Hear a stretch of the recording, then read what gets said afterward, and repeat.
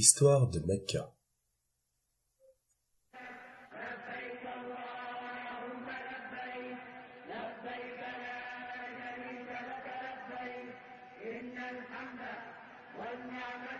Notre histoire commence avec la ville de la Mecque. Il est dit lorsque Adam et Ève ont été renvoyés du paradis que les deux ont été séparés, avec Ève qui atterrit près de la ville de la Mecque et Adam quelque part en Extrême-Orient. Après plusieurs années à se chercher l'un et l'autre, Adam parvient à trouver son chemin à travers la péninsule arabique jusque la Mecque. Et c'est au sommet du mont Arafat, à l'extérieur de la ville de la Mecque, qu'ils ont été réunis.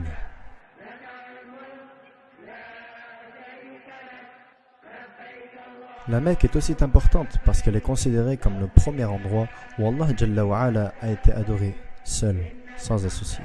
Et ainsi, c'était à cet endroit même qu'Ibrahim et son fils Ismaïl ont construit la première maison d'adoration d'Allah.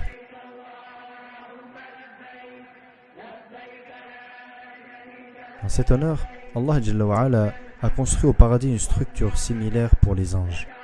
Et il est dit que tous les jours, 70 000 anges viennent à cette construction pour prier et partent ensuite, destinés à ne jamais revenir, comme l'a dit notre prophète alayhi salatu wassalam.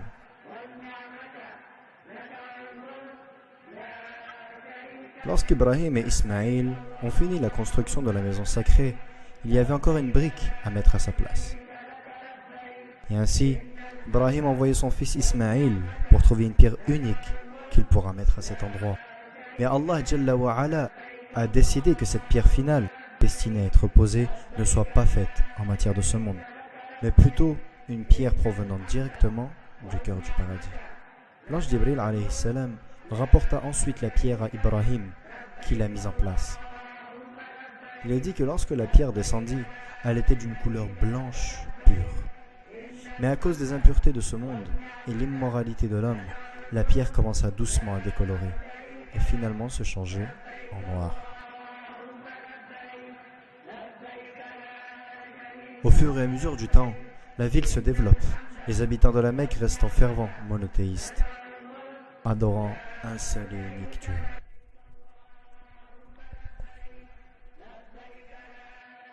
Malgré le fait que leurs voisins en Égypte, Mésopotamie et au Levant pratiquent le paganisme depuis des siècles,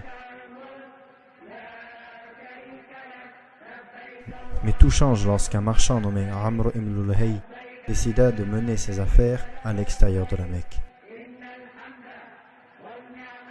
Alors Amr se dirigea vers le nord jusqu'à atteindre les terres du Levant.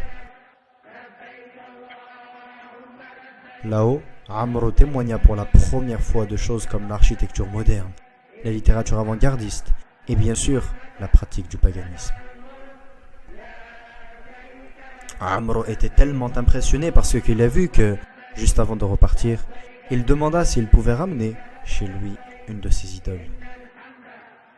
Les gens acceptèrent, et donc Amr prit l'idole et la plaça avec d'autres biens et marchandises dans sa caravane.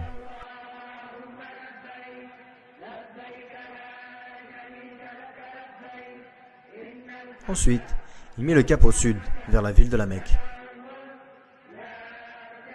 Lorsque Amr arriva enfin chez lui, il prit et plaça immédiatement l'idole devant la maison sacrée. Il dirigea ensuite le peuple en leur disant que ceci est désormais le Dieu qu'ils doivent adorer. Tristement, ce concept a fait face à très peu, voire aucune résistance. Et avec le temps, les gens commençaient à adorer de plus en plus d'idoles. Jusqu'à ce qu'il est dit qu'à la fin du VIe siècle, plus de 360 idoles différentes entouraient la maison sacrée à la Mecque.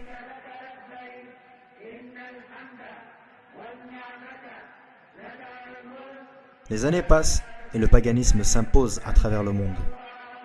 Les gens qui continuent à pratiquer le monothéisme savaient que la venue d'un nouveau prophète était imminente. Et donc, soit par raisonnement déductif ou à travers l'interprétation de leurs textes sacrés, beaucoup déduirent que la péninsule arabique était l'endroit le plus probable où Allah enverrait son nouveau prophète. À l'époque, l'Empire romain et l'Empire perse étaient dirigés par des gouvernements très répressifs et étaient hostiles à toutes sortes de rébellions, qu'elles soient idéologiques ou politiques. Alors que la péninsule arabique, au contraire, bien que profondément enlisée dans le paganisme, était une terre dirigée par des lois tribales et n'a jamais eu de véritable gouvernement central. Le temps passe et de plus en plus de gens commencent à se déplacer dans la péninsule arabique pour attendre la venue du prochain prophète.